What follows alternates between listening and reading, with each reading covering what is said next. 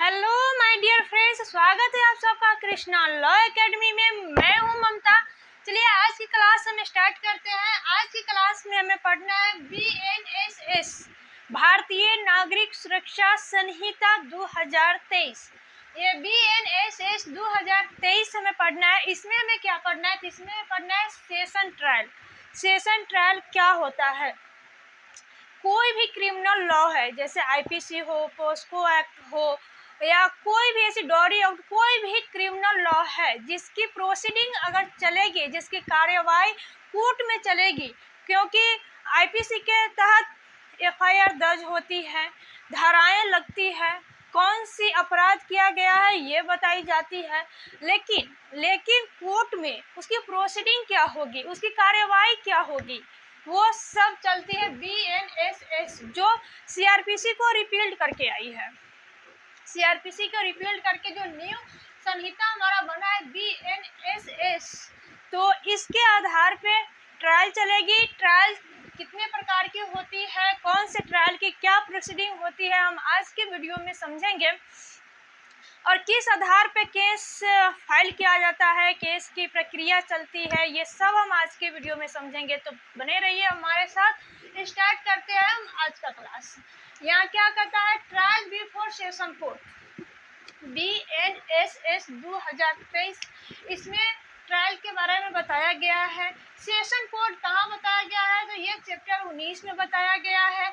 इसका सेक्शन कहाँ से कहाँ तक है? सेशन ट्रायल का जो सेक्शन है वो कहाँ से कहाँ तक है? तो ये 248 से लेकर के 260 तक है। ठीक है, लेकिन क्या ट्रायल कितने प्रकार की होती है? तो ट्रायल 4 प्रकार की होती है। ट्रायल टोटल 4 प्रकार की होती है। कौन कौन से ट्रायल होते हैं? तो ट्रायल होती है सेशन ट्रायल, जिसे हिंदी में सत्र विचारण कहते हैं। सेशन ट्रायल जिसे हिंदी में सत्र विचारण कहते हैं, जो यहाँ पे हमने आज के क्लास में यही डिस्कस करना है। और इसका सेक्शन कहाँ से कहाँ तक, जैसा कि मैंने अभी बताया, 248 से 260 तक ये चैप्टर 19 में परिभाषित किया गया है। फिर उसके बाद आता है warrant trial. Warrant trial something session trial की तरह ही होती है, लेकिन कुछ में डिफरेंट होती है। जब मैं सेशन ट्रायल आज समझा देती हूँ, फिर मैं वारंट ट्रायल समझाऊंगी, फिर दोनों के बीच की क्या डिफरेंसेस है ये मैं लेके आऊँगी, मैं समझाऊंगी इसे। तो ये यहाँ क्या है? Warrant trial. और वारंट ट्रायल का सेक्शन कहाँ से कहाँ तक है? 261 से लेकर के 273 तक है। ये चैप्टर 20 में है। फिर क्या आता है? समन ट्रायल। समन ट्रायल जो उससे वारंट ट्रायल से छोटा ट्रायल होता है, समन ट्रायल, जो क्या कहते हैं, छोटे मोटे, जैसे कि 3 साल से कम की जो सज़ा होती है उसमें ये समन ट्रायल लगाए जाते हैं। तो समन ट्रायल का सेक्शन कहाँ से कहाँ तक है? 274 से लेकर 282 तक। ये चैप्टर 21 में सबसे छोटा ट्रायल कौन सा होता है? तो समरी ट्रायल। इसके नाम से ही पता चला, समरी ट्रायल, संक्षिप्त विचारण। संक्षिप्त विचारण इसे कहते हैं। ये सेक्शन 283 से लेकर 228 सेक्शन से भी पता चल रहा होगा। सबसे बड़ा ट्रायल कौन सा है? Session trial. ये क्या होता है कि जैसे मर्डर हो गई, रेप हो गया, बड़े बड़े ऐसे कोई कॉग्निजेबल ऑफेंस है, तो उसमें कौन से चलते हैं? सेशन ट्रायल चलते हैं। उससे छोटा कोई ट्रायल जो 7 वर्ष तक का अपराध करते हैं, तो उसमें कौन सा है? वारंट ट्रायल है। फिर 3 साल का तक जो अपराध होता है उसमें क्या है? समन ट्रायल है। और एक साल तक का जो अपराध होता है उसमें समरी ट्रायल लगता है।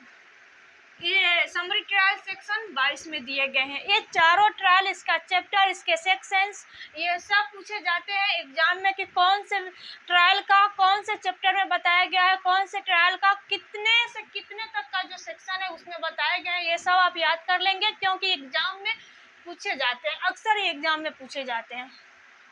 इसके बाद ये चारों ट्रायल तो हम समझ लिए कि ये 4 ट्रायल होते हैं, लेकिन आज हमें क्या समझना है? तो आज हमें समझना है सत्र विचारण। आज हमें सेशन ट्रायल से समझना है, सेशन ट्रायल। तो आज के क्लास में सेशन ट्रायल को हम समझेंगे। यहाँ जैसे कि दिया हुआ है सेशन ट्रायल, सत्र विचारण। सत्र विचारण में सबसे पहले क्या होता है? तो सबसे पहले क्या करते हैं? केस को संज्ञान लिया जाता है, कमिट किया जाता है सेक्शन 232 के तहत। सेक्शन 232 के तहत क्या कहा जाता है? संज्ञान, जैसे कहता है ज्ञान में लेना। कोर्ट के सामने जब कोई केस जाती है, कोई एफआईआर दर्ज होती है, वो एफआईआर दर्ज करके जब कोर्ट के सामने जाती है, जैसे कोर्ट क्या कहते हैं, जज साहब के ज्ञान में आया कि हाँ ये केस फाइल हुआ है, तो उसे क्या कहते हैं, ज्ञान में लेना, संज्ञान में लेना, उसे कमिट करना। 232 में ये दिया गया है, 232 के तहत केस को संज्ञान में लिया जाता है। फिर आता है आपका 248, जहाँ से ट्रायल स्टार्ट होता है। Trial to be a conducted by public prosecutor. जो पब्लिक प्रोसिक्यूटर है, जो अभियोजन है, वो क्या करते हैं, केस को फाइल करते हैं। वो क्या करते हैं, केस को कोर्ट के सामने रखते हैं। अपना जो उनका केस डायरी होता है, जो चार्जशीट होता है, वो सब लेकर जाते हैं कोर्ट को, बताते हैं कि ये केस है, इस केस में क्या क्या आरोप लगाए गए हैं और किसके विरुद्ध लगाए गए हैं। वहाँ पे अभियुक्त का नाम लिया जाता है। ये सब वहाँ पे क्या कौन करते हैं, सरकारी वकील करते हैं, पब्लिक प्रोसिक्यूटर ये काम करते हैं। और पब्लिक प्रोसिक्यूटर किसके तरफ से होता है, वो होता है पीड़ित की तरफ से। जिस व्यक्ति के खिलाफ कोई अपराध हुआ है, जो पीड़ित है, उस पीड़ित के को सरकारी वकील मिलता है, वही केस फाइल करता है। ये क्या होता है, सेक्शन 248 के तहत ये किया जाता है। फिर उसके बाद अभियुक्त की उपस्थिति, जैसे ही ये सरकारी वकील जो होते हैं, पब्लिक प्रोसिक्यूटर, ये बताते हैं कि किसके अभियुक्त कौन है, कौन उसके खिलाफ जो केस डायरी हुई है, जो चार्जशीट बनी है, वो सब कुछ बताते हैं। तो वहाँ पे उनके लिए समन भेजा जाता है, अभियुक्त को बुलवाया जाता है। फिर अभियुक्त क्या होते हैं कि एक्यूजेटेड, वो क्या होते हैं, कोर्ट में एक्यूज्ड आता है, कोर्ट में वो उपस्थित होता है। फिर उसके बाद क्या होता है कि प्रोसिक्यूटर मटेरियल 249, जब अभियुक्त आ जाता है तो वहाँ पे जो पब्लिक प्रोसिक्यूटर होता है, उसका मटेरियल चालू होता है। वो अपना सारे क्या करते हैं, जो भी उनका चार्जशीट है, वो सब सामने रखते हैं। जो उनका आरोप लगाया गया है, वो बताते हैं कि अभियुक्त के खिलाफ कौन कौन से आरोप लगाए गए हैं, कौन कौन से अपराध जो है अभियुक्त ने किया है, पीड़ित को किस हद तक क्षति पहुंची है, किस हद तक उसको पीड़ित को सताया गया है। ये सब वकील क्या करते हैं, जज के सामने रखते हैं। जज के सामने ये अपना सारा मटेरियल उनके सामने, अपने क्या क्या इनके पास साक्ष्य है, जिनसे वो अभियुक्त को पे जो आरोप लगा रहे हैं, उनको उसको साबित करने के लिए क्या इनके पास कोई साक्ष्य है, और जो भी एविडेंस है वो सब कोर्ट के सामने ये रखते हैं। और वो एक क्या होता है, सेक्शन 249 के तहत ये प्रोसीडिंग चलती है। फिर उसके बाद आता है सेक्शन 250। अब यहाँ पे क्या होता है कि जो पब्लिक प्रोसिक्यूटर होता है, वो पीड़िता के तरफ से, वे विक्टिम की तरफ से जितने भी आरोप होते हैं, जो भी पीड़ित को सताए गए हैं, जो भी उसे अपराध उसके साथ हुआ है, वो सब वो क्या करते हैं, जज के सामने रखते हैं। जज के सामने अपने सारे एविडेंस रखते हैं, सारे गवाहों को रखते हैं, सब कुछ अपने तरफ से साबित करने की कोशिश करते हैं कि क्या क्या आरोप लगाए गए हैं, अभियुक्त ने ये कार्य किया है, ये अपराध किया है, इससे पीड़ित को कहाँ तक क्षति पहुंची है। अपनी तरफ से पूरी कोशिश करते हैं सब कुछ सामने रखने का उतना। और कोर्ट क्या करता है कि उस पब्लिक प्रोसिक्यूटर की सारी बातें सुनती है, उसकी सारी एविडेंस को देखती है, उसके जो भी गवाह होते हैं उन्हें सुनती है। सब कुछ सुनने, सब कुछ जांच पड़ताल करने के बाद कोर्ट क्या करती है, अपनी इंक्वायरी करवाती है। वो सब करने के बाद यदि कोर्ट को लगता है कि अभियुक्त पे जो केस फाइल की गई है, जो चार्ज लगाई गई है, वो क्या है, निराधार है, वो क्या है, निराधार है, वो निराधार है, उस पे कोई आरोप, गलत आरोप लगाए गए हैं, अभियुक्त बेकसूर है, उसे फंसाने की कोशिश की जा रही है। उन्हें अगर ये लगता है कि जो आरोप लगाए गए हैं, उस आरोप में कोई भी जान नहीं है, उस आरोप में कोई ऐसी बात नहीं है जिससे ये साबित हो सके कि ये आरोप सही है, तो वहाँ पे जैसे ही कोर्ट को ये महसूस होता है, ये उन्हें लगता है, ये उन्हें ज्ञान में आता है कि नहीं, जो अपराध लगाए गए हैं वो आरोप सही नहीं है, जो अपराध के लिए उन पे आरोप लगाए गए हैं वो आरोप सही नहीं है, ये गलत है, उसी वक्त क्या करते हैं कि डिस्चार्ज कर देते हैं। सेक्शन 250 के तहत अभियुक्त को डिस्चार्ज कर देते हैं, उन्हें उन्मोचन कर देते हैं, छोड़ देते हैं 250 के तहत। उसमें ज़्यादा 250 धारा में ज़्यादा कुछ नहीं करते। जैसे ही कोर्ट को समझ आ जाता है कि आरोप गलत है, उसी वक्त क्या करते हैं कि अभियुक्त को डिस्चार्ज कर देते हैं, उसे छोड़ देते हैं, बाइज्जत बरी करके उसे भेज देते हैं उसके घर। लेकिन यदि पब्लिक प्रोसिक्यूटर ये साबित कर देता है कि अभियुक्त ने ये अपराध किया है और कोर्ट को ये लगता है कि हाँ अभियुक्त ने ये अपराध किया होगा, कोई भी ऐसा शक का कोई भी गुंजाइश मिलता है, कोई भी ऐसा एविडेंस मिलता है जो ये साबित कर पाती है कि इसे शायद अभियुक्त ने ये अपराध किया है, तो वहाँ उन्मोचन नहीं होता है। वहाँ फिर क्या होता है, फ्रेमिंग ऑफ चार्ज 251 के तहत, फ्रेमिंग ऑफ चार्ज 251 के तहत यहाँ पे किया जाता है। यहाँ पे फिर क्या किया जाता है, केस को फाइल करके प्रोसीडिंग को आगे बढ़ाई जाती है, फ्रेमिंग ऑफ चार्ज किया जाता है। फिर उसके बाद यहाँ पे कहा जाता है कि सरकारी वकील को कहा जाता है कि अब यहाँ पर अभी और ज़्यादा सबूत लेके आए, और ज़्यादा अपने एविडेंस, अपने गवाहों को लेके आए, ये साबित करें कि इस पे जो आरोप आप अभियुक्त पे लगाए हैं ये सही है, ये साबित करें। उसके लिए और भी ज़्यादा एविडेंस की जरूरत पड़ती है। तो यहाँ से पब्लिक प्रोसिक्यूटर अपनी कार्यवाही करनी शुरू कर देती है। आगे फिर और भी एविडेंस वगैरह लाते हैं। उसके बाद ये सारे एविडेंस सुनने के बाद क्या होता है, प्ली ऑफ गिल्टी की जाती है। अभियुक्त से पब्लिक प्रोसिक्यूटर की सारे गवाहों को सुनने के बाद, सारा जांच पड़ताल करने के बाद जज साहब क्या करते हैं, अभियुक्त से, एक्यूज से सामने से पूछते हैं कि क्या आपने ये अपराध किया है। यदि आपने ये अपराध किया है तो आप इस अपराध को स्वीकार करें, हम कार्यवाही आगे नहीं बढ़ाएंगे, यहीं के यहीं केस को हम खत्म करेंगे, आपको जो सजा होगी वो सजा दी जाएगी। आप इस केस को, आप इसको क्या करें कि स्वीकार करें, यदि आपने अपराध किया है तो आप इसे स्वीकार करें। जज साहब साफ शब्दों में एक्यूज से सामने से ये पूछते हैं कि क्या आपने ये अपराध किया है, उसे प्ली ऑफ गिल्टी करने को कहते हैं। लेकिन अगर अभियुक्त ये स्वीकार कर लेता है कि हाँ हमने ये अपराध किया है, आपने बहुत से ऐसे फिल्मों में देखा होगा जहाँ पे हीरो किसी भी क्रिमिनल को मार देते हैं और कोर्ट में जाके ये स्वीकार कर लेते हैं कि हाँ जज साहब हमने ये अपराध अपने होशो हवास में रह के किया है। वहाँ पे वो क्या करते, प्ली ऑफ गिल्टी करते हैं, उसको 252 के तहत उसे वहीं पे सजा दी जाती है। फिर आगे कोई भी प्रोसीडिंग नहीं चलती, फिर आगे कोई भी कार्यवाही नहीं करती, क्योंकि अभी खुद सामने से स्वीकार कर रहा है कि हाँ हमने ये अपराध अपने होशो हवास में किया है। बस शर्त है कि उस अभियुक्त को कोई धमकाया न गया हो, ये बोलने के लिए डराया नहीं गया हो, उसे किसी भी तरीके से कोई भी ब्लैकमेल नहीं किया गया हो कि तुम ये अपराध स्वीकार करो। इस बात की जांच पड़ताल होती है। अक्सर ऐसा होता है कि इसे ब्लैकमेल करके भी अपराध कोई और किया होता है, लेकिन किसी और को फंसा दिया जाता है, उसे कहता है, ब्लैकमेल करता है कि तुम ये अपराध। फिल्मों में भी आपने बहुत बार ऐसे, मैं तो ज़्यादा फिल्में देखती नहीं हूँ तो इसीलिए मुझे ज़्यादा नाम याद नहीं है फिल्मों की, लेकिन कई फिल्मों में ऐसे दिखाए गए हैं कि क्रिमिनल लोग कोई अपराध करते हैं और किसी मासूम को बोलते हैं कि किसी व्यक्ति को बोलते हैं कि आप ये अपराध स्वीकार कर लो, और वो उसे ब्लैकमेल करते हैं और वो उसके तहत प्ली ऑफ गिल्टी कर लेते हैं, 252 के तहत जाकर के अपराध को स्वीकार कर लेते हैं और उसे सजा हो जाती है। यहाँ पे ये नहीं करना होता है। यदि आप करते हैं किसी के धमकाने से, किसी की ब्लैकमेल करने से, तो फिर आपको सजा हो जाएगी। और उसके बाद फिर जो अभियुक्त के वकील होते हैं वो भी कुछ नहीं कर पाएंगे, क्योंकि अभियुक्त के जो वकील होते हैं वो भी उसे बचाने की कोशिश, तो हर कोशिश अपने क्लाइंट को बचाने की कोशिश करते हैं, हर वकील करते हैं।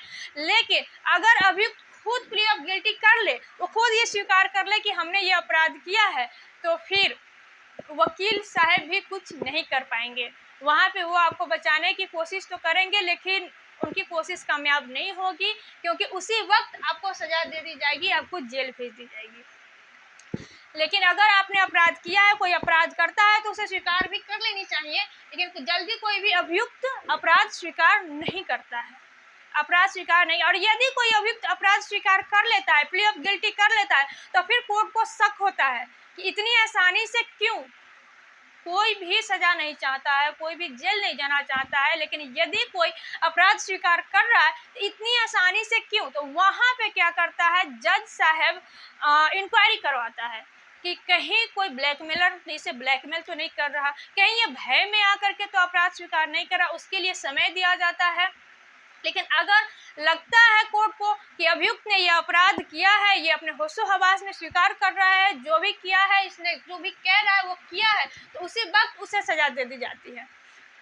लेकिन अभियुक्त स्वीकार नहीं करता, वो डिनाई कर देता है, वो बोलता है कि नहीं, हमने ये अपराध नहीं किया, हम पे झूठा आरोप लगाया गया है।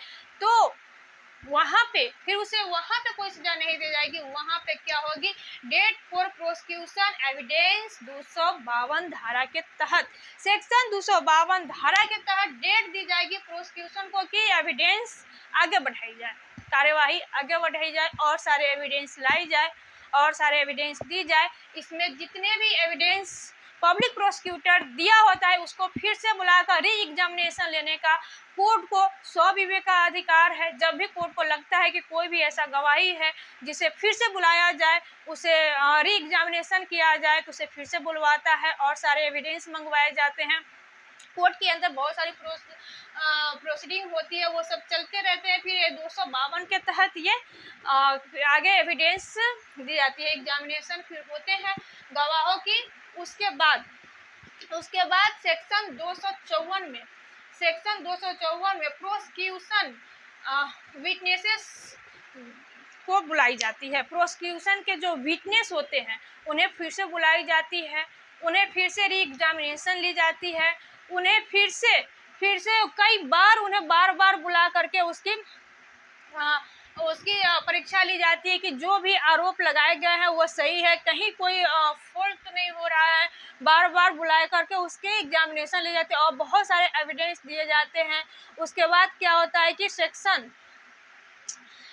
255 के तहत उसके बाद क्या होता है, एक्यूटेड कर दी जाती है। यदि सेक्शन 252 254 के तहत सारे एविडेंस को देखने के बाद, सारे गवाहों को सुनने के बाद, सारे एविडेंस और गवाहों को सुन लेने के पश्चात यदि न्यायाधीश को ये लगता है, जज साहब को ये लगता है कि इसमें ऐसी कोई भी बात नहीं है जो यह साबित कर सके कि अभियुक्त ने अपराध किया है, अभियुक्त ने यह अपराध किया है, ये साबित करने के लिए अभियुक्त की परीक्षा कर लेने के बाद और पब्लिक प्रोसिक्यूटर की सारे एविडेंस, सारे गवाहों को सुनने के बाद, सारे विटनेसेस को समझने के बाद यदि जज साहब को लगता है कि कोई भी ऐसी बात सामने नहीं आई है जो ये साबित कर सके कि अभियुक्त ने ये अपराध किया है, तो उसे सेक्शन 255 के तहत दोष मुक्त कर देगा, उसे घर वापस भेज देगा। लेकिन यदि 255 के तहत अभियुक्त दोष मुक्त नहीं हो पाता है, तो फिर यहाँ पे क्या होता है, यहाँ पे उसे एविडेंस देने के लिए एविडेंस अपन डिफेंसेस को, अभियुक्त को, एक्यूज्ड को ये कहा जाएगा कि अब यहाँ पे आप अपना साक्ष्य लेके, आप अपना एविडेंस, अपने विटनेसेस को लेके आए। जो भी ऐसा विटनेस है आपके पास, जो भी ऐसा एविडेंस है आपके पास, जो इलेक्ट्रॉनिक हो या जो कोई भी एविडेंस हो, कोई भी डॉक्यूमेंट्री एविडेंस हो या इलेक्ट्रॉनिक एविडेंस हो या कोई भी ऐसा विटनेस व्यक्ति हो जो नहीं आना चाह रहा है, जो आपको निर्दोष साबित कर सकता है, लेकिन यदि वो कोर्ट में नहीं आना चाह रहा है तो उसे विवश करने के लिए जो आदेश, जो समन जारी करने के लिए कहा जाएगा, तो कोर्ट समन जारी करेगा, उसे नोटिस भेजेगा, उसे बोलेगा वो आप यहाँ को आकर के कोर्ट में आकर के गवाही दे, उसे विवश किया जाएगा ताकि अभियुक्त के पक्ष में साक्ष्य आ सके। उसे अभियुक्त की पूरी मौका दी जाती है कि वो अपने आप को निर्दोष साबित करे। उसे पूरा समय दिया जाता है कि वो अपने आप को, जो भी उसके पास ऐसा एविडेंस है जो उसे निर्दोष साबित कर सकती है, वो कोर्ट के समक्ष लेके आए, उसे रखे।